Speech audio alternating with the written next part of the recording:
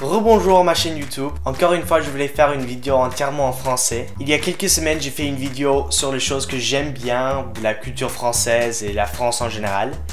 Et là je voulais passer à l'autre côté et parler des choses qui me dérangent un petit peu. Alors comme je dis à chaque fois, ce sont mes avis que je partage et vous n'êtes pas obligé à être d'accord. Je dis tout ce que je dis pour rigoler et jamais pour dire des choses méchantes. Alors la chose qui saute aux yeux est la grammaire. J'aime bien le français, je trouve que c'est une très belle langue, mais dites donc, vous avez énormément de règles. Je suis sûr que j'ai déjà fait 1000 fautes dans cette vidéo. Le fait que le français a beaucoup de subtilité n'est pas le truc qui me dérange. C'est la réaction des profs français quand tu fais une faute devant eux. Tu peux le voir dans leurs yeux. Immédiatement, tu sais que tu as fait quelque chose de très grave. Ils ne peuvent pas accepter ce que tu as fait.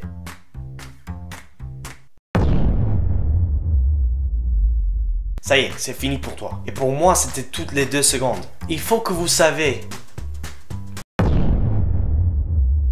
Bah, je veux que vous faites. Lorsque je suis sur le sujet, mon numéro 2 est l'école française. Ça dure trop de temps. En hiver, quand tu sors des cours, il fait noir à l'extérieur.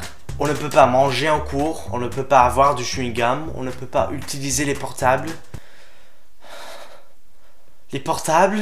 Eh bien, toujours sur le sujet de l'école, mon 3e point est spécifiquement les cours d'anglais. Je trouve que c'est pas super bien enseigné et les profs font souvent peur aux étudiants.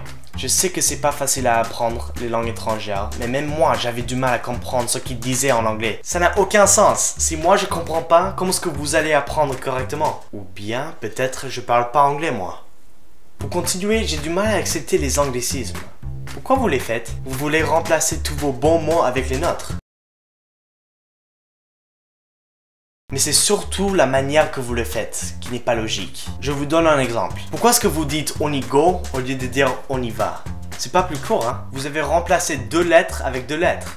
À mon avis, ça sent comme si quelqu'un n'a pas pu finir leur phrase. Eh bien, on y... Ok. Et finalement...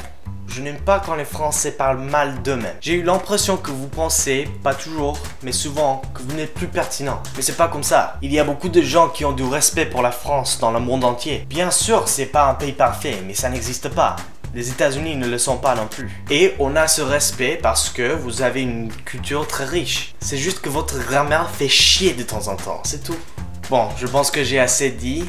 Voici ma liste des choses qui me dérangent un petit peu. Comme j'ai fait la dernière fois, je vous laisse la parole. J'aimerais bien savoir si vous êtes d'accord ou pas trop. Et sinon, je vous dis à la semaine prochaine. Abonnez-vous!